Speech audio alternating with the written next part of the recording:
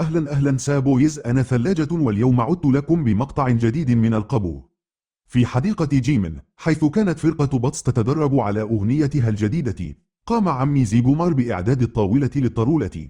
من لديه المسروقة؟ سأل بصوت عال. أنا هنا، رد سعيد بردوات، وهو يحمل عدة صندات وكأنها سلاح سري. لماذا لا نغني عن البطاطا المقلية؟ اقترح سمير راشيكلو، لكنه كان مشغولا بإعداد الثلاجة كمنصة. أحتاج إلى ثلاجة باردة لأبهر الجمهور، قال وهو يتخيل كيف ستبدو الحفلة. في تلك اللحظة دخل محاجب سونيك وهو يركض حاملا ذمما وعصا سحرية. هل يمكنني أن أكون ساحر الليلة؟ صرخ. سأقوم بإخراج الدجاج من القبعة. ضحك الجميع، لكن عمي زيغومار كان جادا. الدجاج يجب أن يكون في الفرن وليس في القبعة. بينما كانوا يتجادلون، بدأت الطرولة تصدر أصواتا غريبة.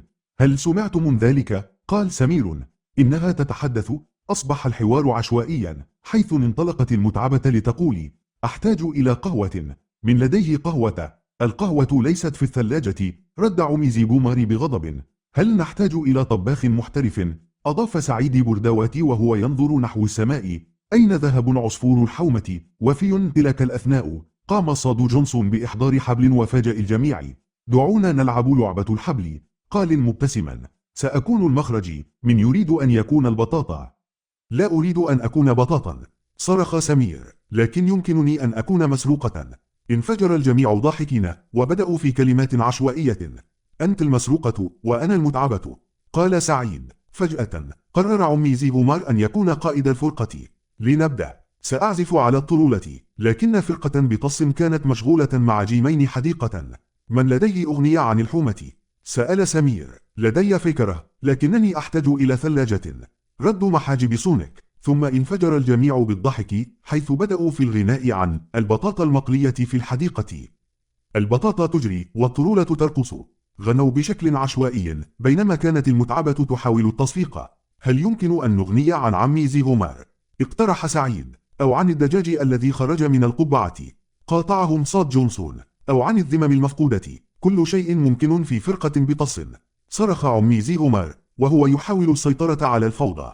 دعونا نحضر حفلة في الثلاجة، قال سعيد، بينما كانت الحديقة تملأ بالأصوات الغريبة. ومع مرور الوقت أصبح الجميع في حالة من الفوضى الكاملة. أحتاج إلى خريطة، قال سمير، بينما كان محاجب سونيك يحاول كتابة كلمات الأغاني على ورقة مبللة. لا تكتب عن البطاطا، اكتب عن الحومة، صرخ عمي زيغومار. في النهاية انتهى العرض بشكل غير متوقع، حيث قرروا أن الأغنية الوحيدة التي يجب أن يغنوها هي أين البطاطا. بينما كانت الطرولة تتراقص والذمم تتطاير في كل مكان. هذا هو الفن، قال سعيد، بينما كانت الضحكات تعلو في حديقة جيمين، حيث كانت فرقة بطس تدرك أن الأمر كله يتعلق بالمتعة حتى لو كانت عشوائية تماما.